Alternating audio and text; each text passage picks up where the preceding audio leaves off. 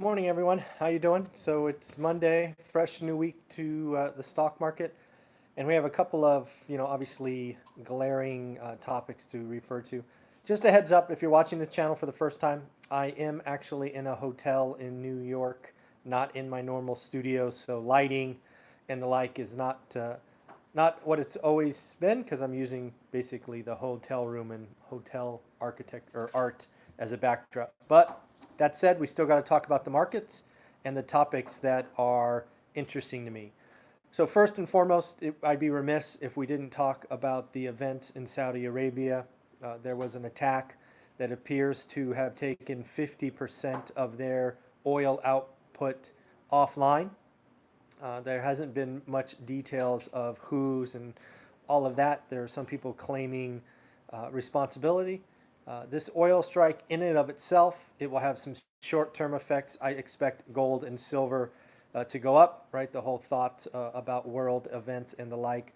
I expect some flight to safety, so I expect yields to go down, although probably not to where they were earlier when everybody was afraid of a recession, but they will probably go lower. In addition to that, there will be lots of work, obviously, to bring it back online. We have, agreed to release reserves from our strategic reserve, which nearly had a billion barrels, I believe. It's like 700 million in reserves. So I think there's going to be some short-term impacts, right? I would expect airlines to be hit, probably cruise companies, anybody who has big budget lines for gas and oil needed. But it sounds like, they're going to be bringing on at least parts of it pretty quick. So I don't expect there to be long-term impacts because of this single event. That said, what does scare me is, you got to ask yourself, what's next, right? Somebody just threw a haymaker at an entity who has friends, and, what's going to happen next, right? So that's something we have to watch for, right? We were worried about black swans being maybe the currency devaluation in Argentina. We were worried about things going on in Hong Kong, and here we go, out of left field. Nobody saw this coming. There was a strike on the oil infrastructure in Saudi Arabia. So this is classic black swan stuff.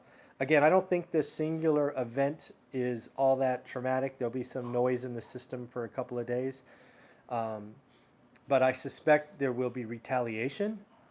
That could be interesting, right? Who knows what that's going to look like? Is it going to be just who knows? So we're going to have to pay attention to see what happens there. That could be something to watch and go after. So we'll be watching that. I'm really glad to hear, at least what I read in the reporting, nobody was hurt, right? No lives were lost. So that's, for what that's worth, that's a good thing. The next thing we got to talk about is it looks like the United Auto Workers have decided to strike at General Motors. What I read is there's 48,000 people walked out, started picketing across the plants. Basically, as a union, they've been going through some negotiations and not happy with where they are. I think striking at this time as a union is no better time to do it, probably, right? With unemployment below 4%, you have unique skills. You really have, I think, all the power in this environment. It'd be very different than striking, say, during 2010, during high unemployment, where the employer may think about doing something else. So I would expect the UAW to get all or most of what they're looking for. It's a great time for them, with negotiation power clearly on their sides, to go for it. I did read that the last time there was a 2-day strike at GM, it cost GM $300 million. So assuming the scale is similar, I would expect GM to start feeling it.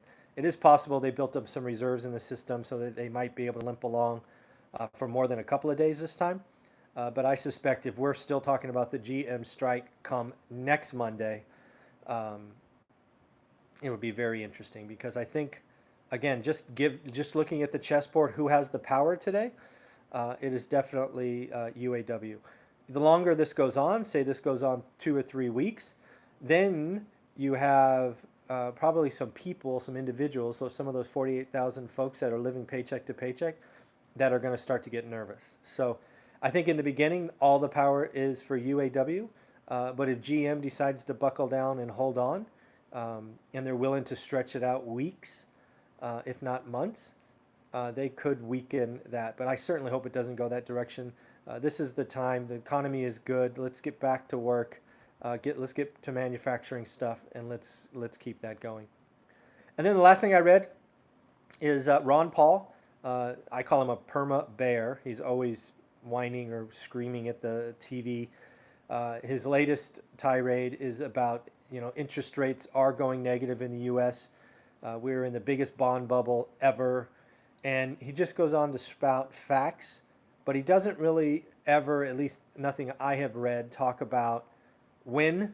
Right? That's interesting. I'd love to know when. Even if he gave me years, right? It's going to be 2020 to 2022. That'd be interesting. He doesn't do that. And he doesn't really talk about what else to do, right? He says, okay, the house is on fire, but he never comes in and says, well, maybe we should do this or maybe we should do that, turn the water on here or there.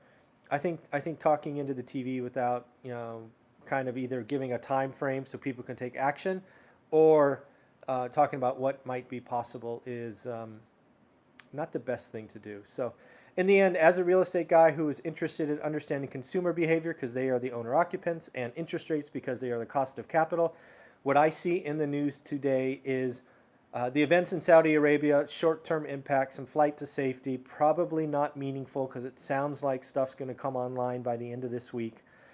So not too worried about that. I am worried about the counterpunch, right? Somebody swung, hit Saudi Arabia by surprise, took some stuff off the line.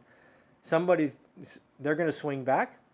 And, the question is, does Saudi Arabia swing back or does the U.S. team up with them or, who is it? So we got to pay attention to that. That could be eventful. Then we have to look at GM event. I think that's a employer-employee kind of negotiation. I don't see much impact in the short term there on the real estate market or interest rates. And then, of course, you got Ron Paul that we just talked about. I think his basic argument is interest rates are going lower. The U.S. can't be the only one, not with negative interest rates. The dollar would be too strong and all of these things. So, again, a very interesting day. I don't see anything that really impacts the consumer in the short term. I think there's a little flight to safety. So that's what I'm looking at today. I hope you have a great day and take care.